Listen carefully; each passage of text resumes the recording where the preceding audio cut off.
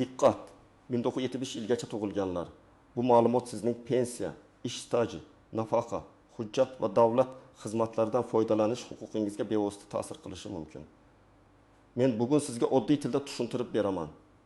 25 avgustdan boshlab nimaga alohida e'tibor berish kerak? Kimlar hujjatlarni qo'ziroq tekshirtirishi zarur? Kimlar xavotir olmasligi mumkin va eng muhimi, xatoga yo'l qo'ymaslik uchun nima qilish kerak? Agar siz 1975 yilgacha tug'ilgan bo'lsangiz yoki ota-onangiz, turmush o'rtog'ingiz, aka-ukangiz, opa-singlingiz shu yosh toifasiga kirsa, bu videoni oxirigacha ko'ring. Chunki ko'p odamlar faqat pensiya yoshi kelganda harakat qiladi, lekin ayrim muammolarni o'sha paytda hal qilish juda qiyin bo'lib qoladi. Kanalga hoziroq obuna bo'ling, videoga like bosing, yaqinlaringizga ham yuboring. Men sizga vahmi emas, aniq va foydali yo'l yo'rib beraman. Avvalo, masalaning ildizini tushunib olaylik.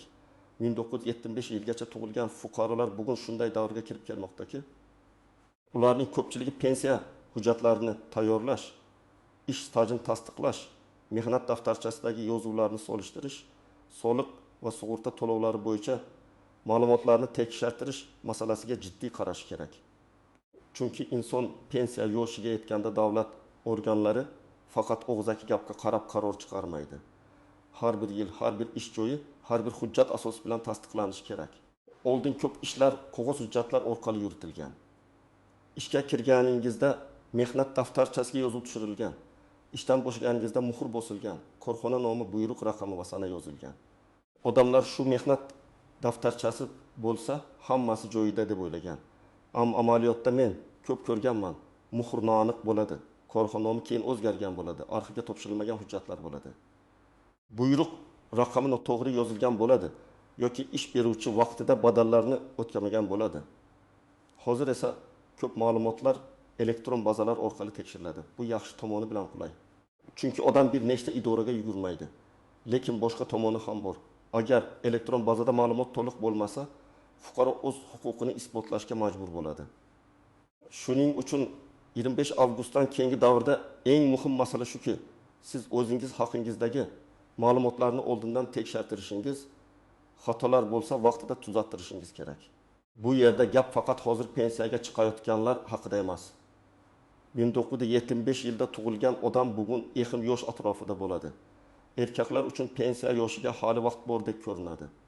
Ayollar uchun esa vaziyat yanada yaqinroq bo'lishi mumkin. Lekin mehnat staji, ish haqi ma'lumotlari, imtiyozli davrlar, bola parvarishi, harbiy xizmat, zararli ish sharoiti, boshqa hududda ishlagan davrlar kabi masalalar oldindan tartibga solinmasa, keyin oylar davomida hujjat izlashga to'g'ri keladi. Men buni oddiy qilib aytaman. Bugungi kunda davlat xizmatlari tobora raqamlashtirilmoqda, hujjatlar elektron tekshiruvdan o'tmoqda.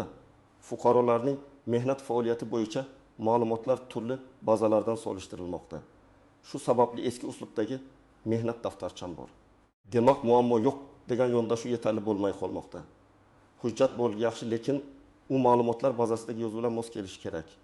Avval odam pensiya yoshiga yetganda tuman bo'limiga borar, ariza yozar. Mehnat daftarchasini topshirar.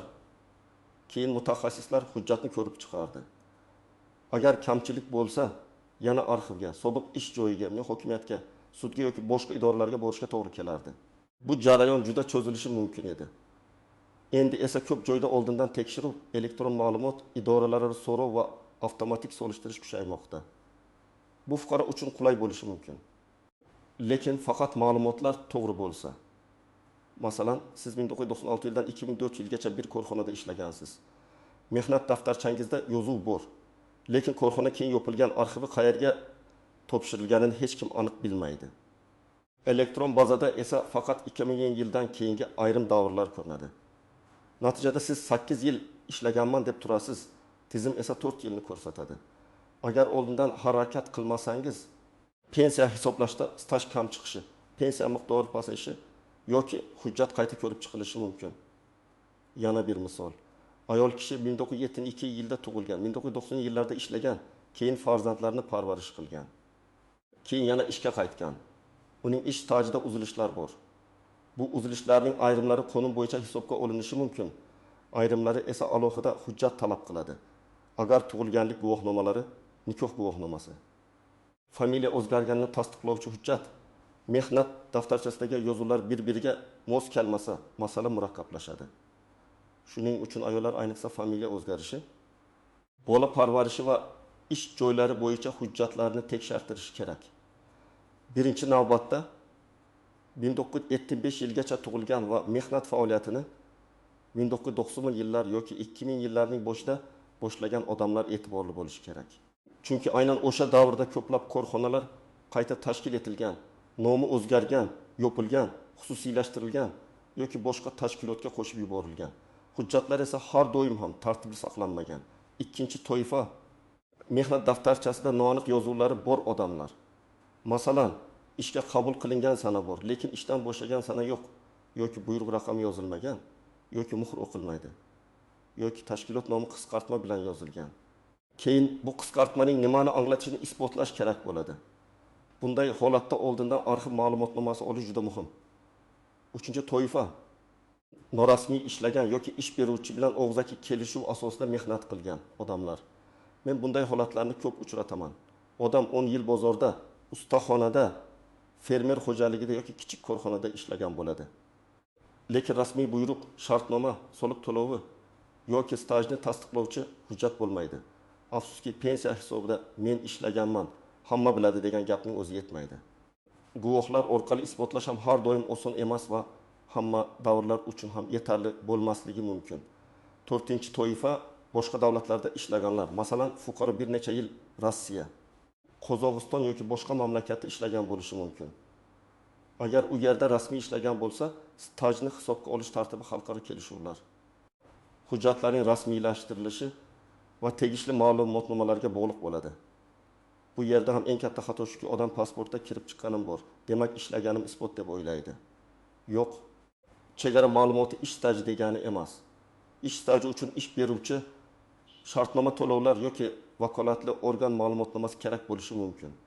5-toifa zararli yoki og'ir sharoitlarda ishlaganlar, masalan, kimyo, metallurgiya, issiq sex, tibbiyotning ayrim yo'nalishlari, transport, qurilish yoki boshqa maxsus sharoitlar. Bunday ishlarda ba'zan imtiyozli pensiya yoki alohida hisoblash tartibi bo'lishi mumkin. Lekin bu avtomatik berilmaydi. Lavozim nomi, ish sharoiti, ro'yxatga mosligi, buyruqlar va ma'lumotnomalar aniq bo'lishi kerak. Lavozim nomi noto'g'ri yozilgan bo'lsa, odam aslida og'ir sharoitda ishlagan bo'lsa ham, hujjatda buni isbotlash qiyinlashadi. Agar sizning mehnat faoliyatingiz to'liq rasmiy bo'lgan, ish beruvchilar badallarni vaqtida to'lagan, mehnat daftarchangizda barcha yozuvlar aniq. Elektron bazalarda ma'lumotlaringiz to'g'ri ko'rinayotgan bo'lsa, katta xavotirga asos yo'q. Lekin bu tekshirmaslik kerak degani emas. Men har doim bitta tamoyilni aytaman, hujjatni muammo chiqqandan keyin emas. Muammo chiqmasdan oldin tekshirtirish kerak. Masalan, bir kishi 25 yil davlat tashkilotida ishlagan. Hamma buyruqlar bor, ish haqi rasmiy bo'lgan, mehnat daftarchasida yozuvlar ravshan. Bunday odamda odatda murakkab muammo kam bo'ladi. Lekin familiyada bitta harf xatosi, tug'ilgan sana noto'g'ri kiritilgani, pasport almashganda ma'lumot mos kelmay qolgani ham jarayonni cho'zishi mumkin. Shuning uchun hatto hammasi joyida ko'rinsa ham, shaxsiy ma'lumotlaringizni solishtirib ko'ring. Yana bir holat, hozir ishlayotgan odamning elektron mehnat tarixi to'g'ri yuritilayotgan bo'lsa, ish beruvchi bilan rasmiy shartnomasi bo'lsa, oylikdan soliqlar ushlanayotgan bo'lsa, bu yaxshi belgi. Lekin oldingi ish joylari bo'yicha eski davrlar alohida tekshiruv talab qilishi mumkin. Bugungi ish joyingiz to'g'ri bo'lishi, eski ish stajingiz ham avtomatik to'g'ri degani emas. Keling, aniq vaziyatlarda ko'rib chiqamiz. Birinchi misol, 1970 yilda tug'ilgan erkak 1992 yildan 1990 yilgacha zavodda ishlagan. Keyin savdo bilan shug'ullangan, 2005 yildan yana rasmiy ishga kirgan. Uning mehnat daftarchasida zavod davri bor, lekin zavod yopilgan. Agar u hozir arxivga murojaat qilib, o'sha yillar bo'yicha ma'lumotnoma olsa, keyingi jarayon ancha yengillashadi. Agar kutib tursa, pensiya hujjati topshiriladigan paytda arxivni topish, so'rov yuborish, javob kutish vaqt oladi. Ikkinchi misol, 1974 yilda tug'ilgan ayol 1994 yilda ishga kirgan. 1990 yilda turmushga chiqib familiyasi o'zgargan. 1999 va 2002 yillarda farzandli bo'lgan, keyin 2007 yilda ishga qaytgan. Uning hujjatlarida qizlik familiyasi, turmushdagi familiyasi. Ayrim joylarda esa familiya noto'g'ri yozilgan bo'lishi mumkin.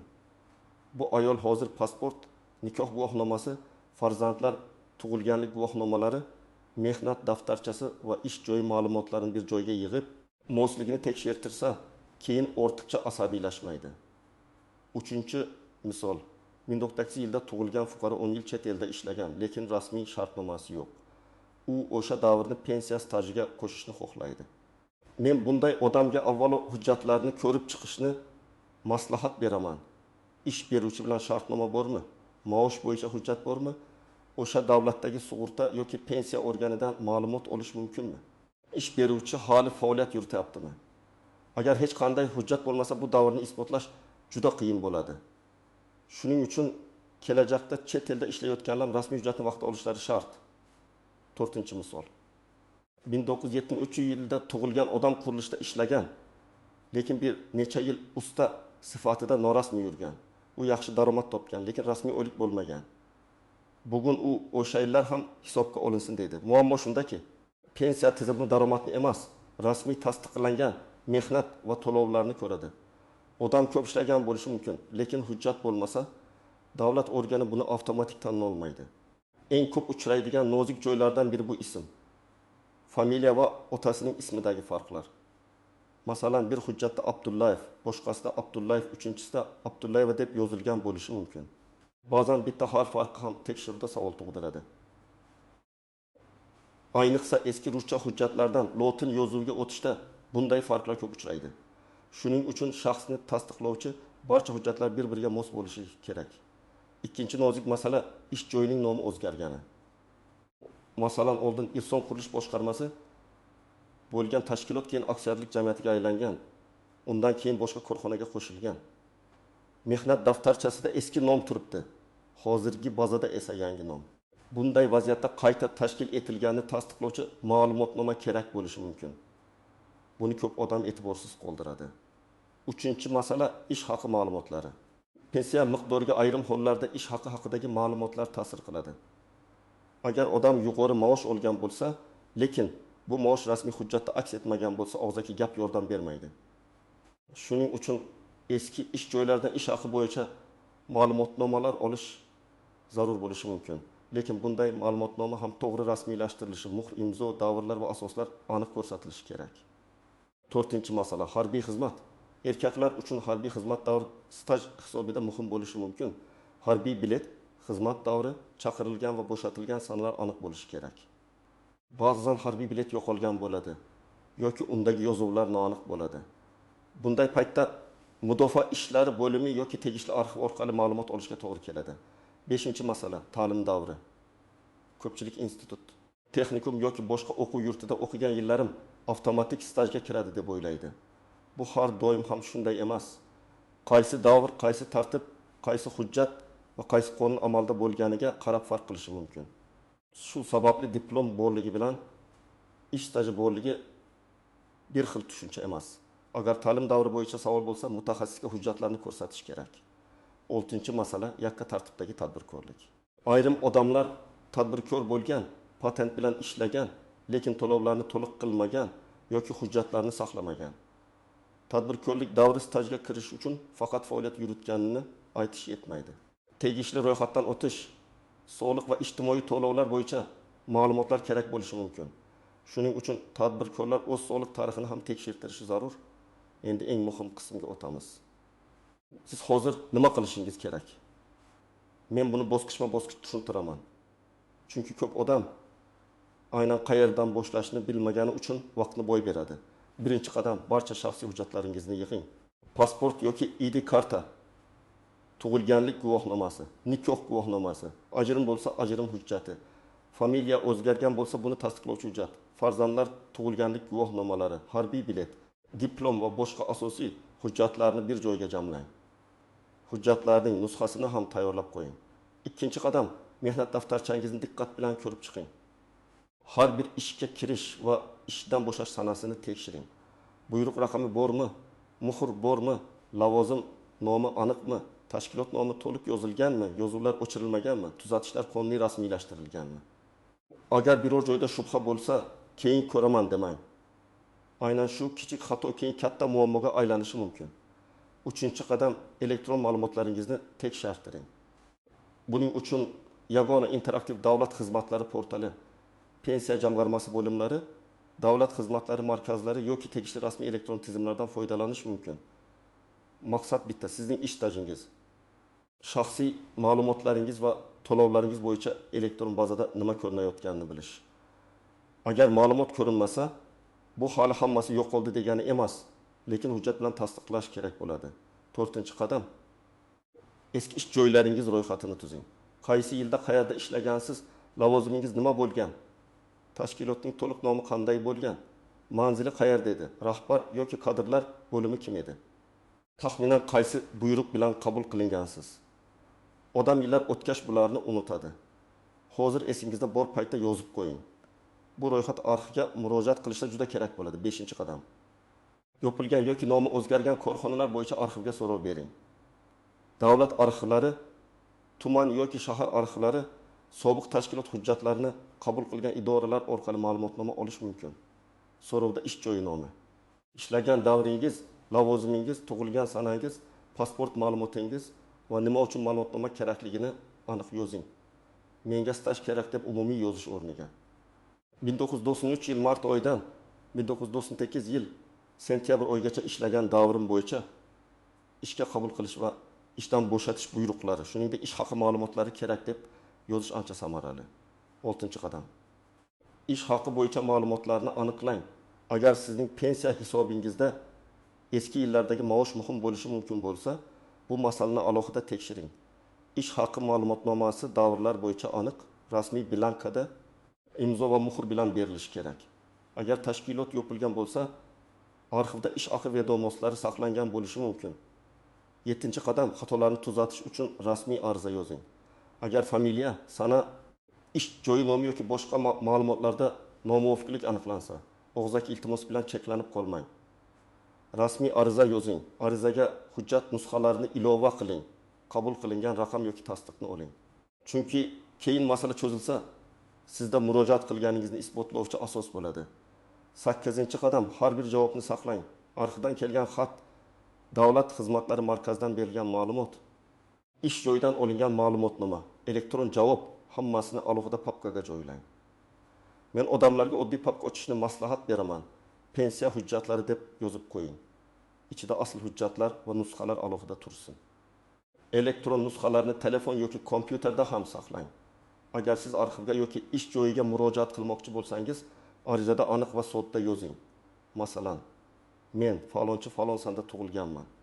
1991 yildan 1997 yilgacha falon tashkilotda falon lavozimda ishlaganman.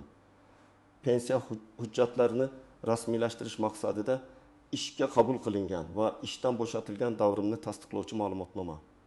Shuningdek, mavjud bo'lsa ish haqi bo'yicha ma'lumotnoma berishingizni so'rayman. Mana shunday aniq yozuv mutaxassisga mayor ham yordam beradi. Agar familiyangiz o'zgargan bo'lsa, arizada buni ko'rsating. Masalan, ishlagan davrimda familiyam falon edi, hozirgi familiyam falon. Bu juda muhim. Aks holda arxiv xodimi eski familiya bo'yicha izlamasa, hujjat topilmasligi mumkin. Agar korxona nomi aniq esingizda bo'lmasa, taxminiy ma'lumotlarni ham yozing.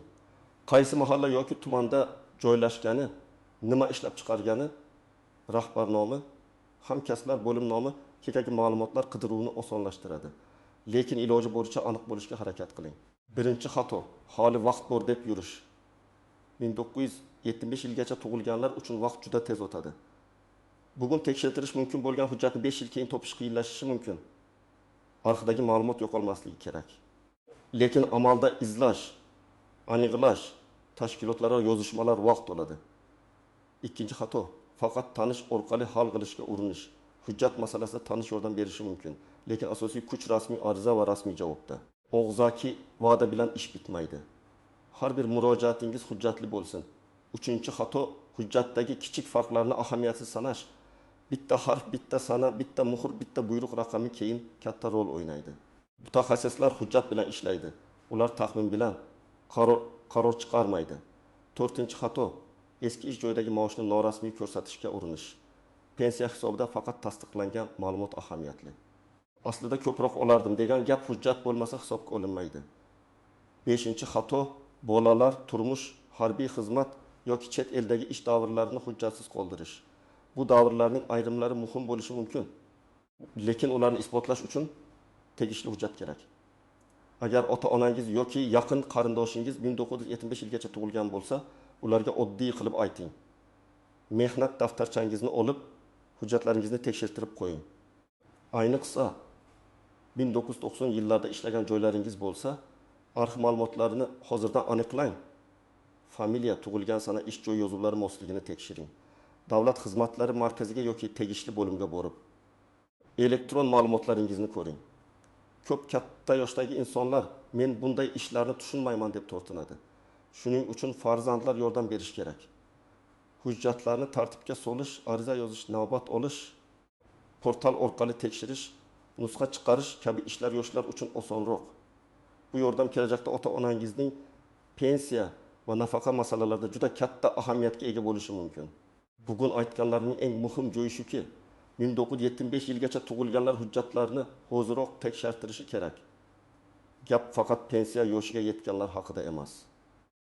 Gap ish staji, rasmiy mehnat tarixi, eski ish joylari, arxiv ma'lumotlari, familiya o'zgarishi, harbiy xizmat, bola parvarishi, chet eldagi ish va ish haqi ma'lumotlari haqida ketmoqda. Bularning har biri kelajakdagi hisob-kitobga ta'sir qilishi mumkin. 25 avgustdan keyingi davrda rasmiy ma'lumotlar, elektron tekshiruvlar va hujjatlarning mosligi yanada muhim bo'ladi. Shuning uchun men ekspert sifatida sizga bitta aniq maslahat beraman. Kutmang, hujjatlaringizni bugundan tartibga keltiring. Mehnat daftarchangizni ko'ring. Elektron bazadagi ma'lumotni tekshiring. Arxivga kerakli so'rovlarni yuboring. Har bir javobni saqlang. Bu ish bir kunda tugamasligi mumkin, lekin uni boshlashning eng to'g'ri vaqti hozir. Agar sizda shunga o'xshash vaziyat bo'lgan bo'lsa, izohlarda yozing. Qaysi hujjat bilan muammo bo'lgan, qanday hal qilgansiz, boshqalarga qanday maslahat berasiz? Videoga like bosing, kanalga obuna bo'ling va bu ma'lumotni 1975 yilgacha tug'ilgan yaqinlaringizga albatta yuboring. Chunki bugun berilgan bitta xabar ertaga katta muammoning oldini olishi mumkin.